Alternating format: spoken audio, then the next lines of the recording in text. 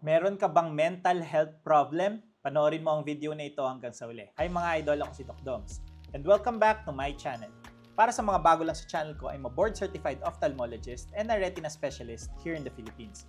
So if you want medical and eye contents, please don't forget to hit that subscribe button and turn on that notification bell for more videos like this. Pero disclaimer lang po, ang mga videos na ginagawa ko ay hindi para mag-diagnose ng mga iba't ibang sakit niyo sa mata dahil mahirap mag-diagnose sa ganitong platform.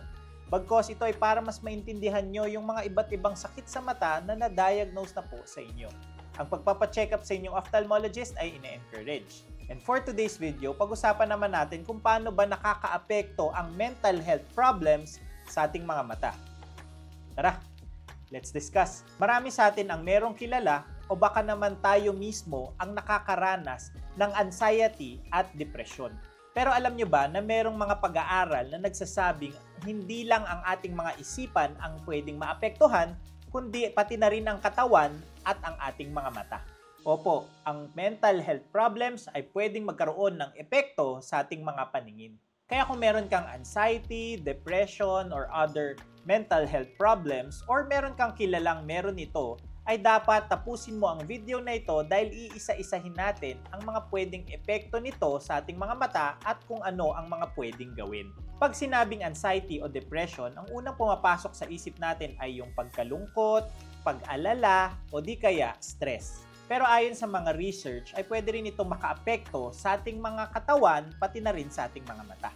Hindi ito gawa-gawa lang at hindi lalong nasa isip mo lang yan. Dahil merong totoong nangyayari sa ating mga katawan, dulot ng mental health problems. Kapag ikaw kasi ay may mental health problem, naaapektuhan yung chemical balance sa inyong mga utak, nagkakaroon ng mga hormonal changes, at naaapektuhan yung mga nerves at muscles ng ating mga katawan, kabilang na dyan yung nagkokontrol ng paningin.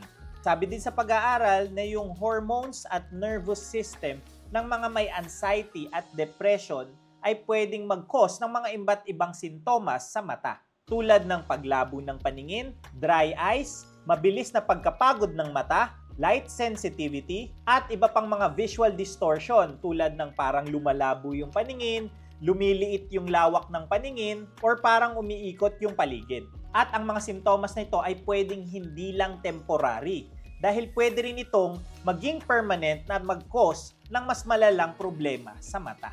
Isa sa mga pinaka-common na problema sa mata na konektado sa depression at anxiety ay ang tinatawag na dry eye syndrome. Ito ay ang mas mabilis na pagtuyo ng ating mga mata. May pag-aaral kasi na gumamit ng optical coherence tomography or OCT na kung saan yung mga pasyenteng may anxiety at depression ay nakita nila na merong mababang tear volume. Meaning, mas kaunti yung luha sa kanilang mga mata, kaya mas mabilis itong natutuyo.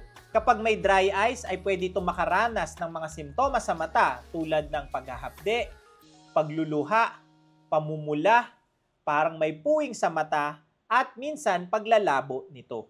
Ayon sa mga eksperto, hindi lang physical ang problema sa pagda-dry eyes.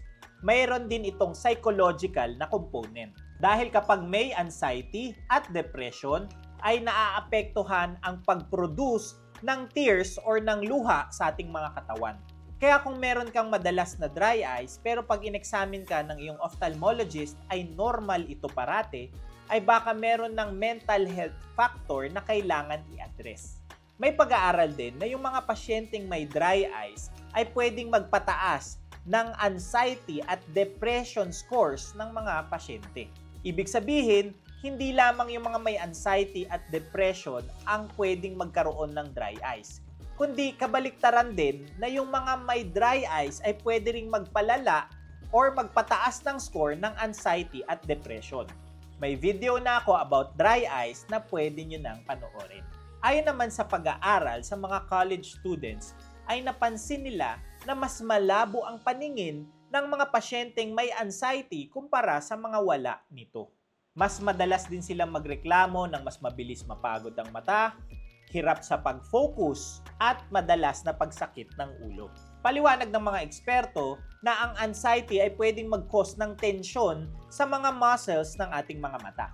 Kapag palaging tense ang muscles ng ating mga mata, ay pwede itong mag-cause ng mahirap na pag-focus nito at mag-cause ng mas mabilis na pagkapagod at temporary na paglabo ng paningin.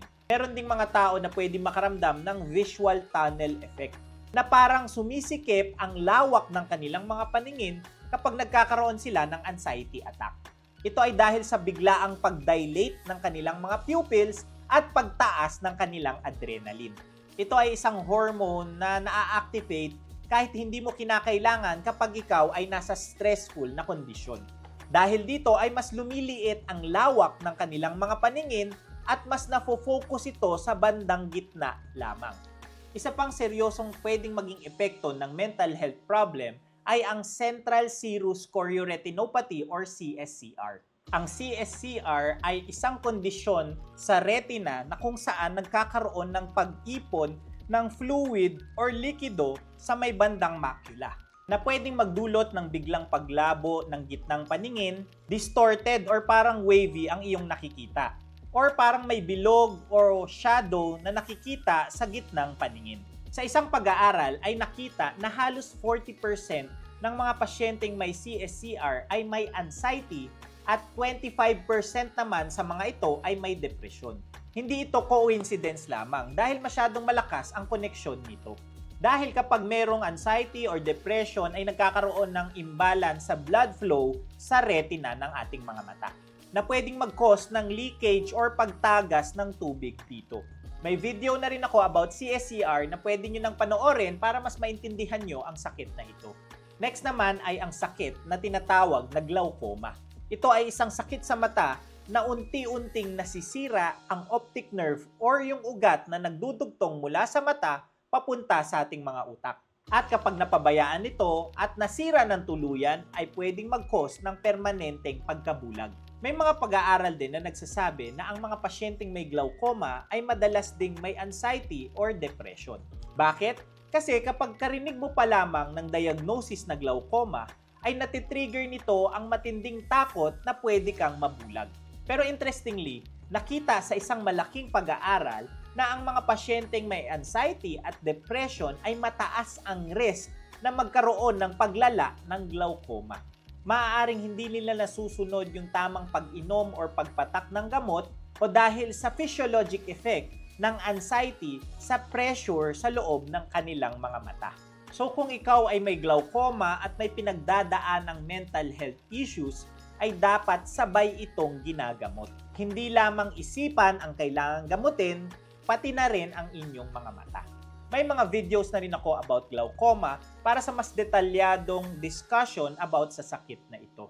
May mga kaso rin na tinatawag na functional visual loss. Ito yung parang nabulag ang isang pasyente pero wala namang makitang structural damage sa kanyang mata.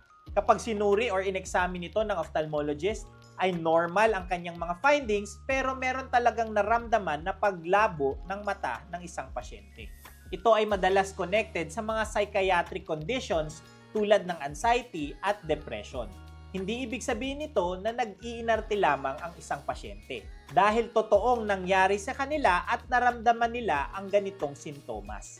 Kaya kailangan dito ng multidisciplinary approach na tulong galing sa eye doctor at sa mga mental health professionals. Kaya kung meron kayong nararanasan na paglabo ng paningin, pagtuyo ng mga mata, mabilis na pagkapagod nito, parang lumiit yung lawak ng paningin at mga pagbabago sa paningin, ay huwag niyong iisipin na physical lamang kagad ang cause nito. Dahil pwede itong may koneksyon sa inyong mga mental health. Ang pinaka-importante ay magpa-check up kayo sa inyong mga ophthalmologist para makita kung meron ba talagang organic na cause nito. Tapos kung normal naman ang eksaminasyon ng inyong mga ophthalmologists, pero patuloy pa rin ang sintomas na nararamdaman nyo, ay pwede kayong magpa-check up sa inyong mga mental health professionals. Huwag kayong mahiya na humingi ng tulong dahil normal ang pag-seek ng support. Ang mental health at eye health ay magkakonekta. Hindi natin pwedeng paghiwalayin ang isipan sa ating mga katawan. Kaya kung meron kang mental health problems, ay huwag kang magtaka na pwedeng maapektuhan ang iyong mga mata. Ang mahalaga ay alam natin kung paano ito harapin at alam nyo dapat kung kailan kayo magpapakonsulta. Kung meron kang kakilala na nakakaranas ng mga ito, ay i-share nyo lamang ang video na ito sa kanila. And that's it for today's video. Ngayon, alam nyo na ang koneksyon ng mental health problem sa ating mga mata. Please don't forget to like, comment kung may mga questions or suggestions kayong topics, subscribe, and hit that notification bell for more medical and eye contents. Ngayon, mas may alam ka na. Ako po si Doc Doms. See you on my next video.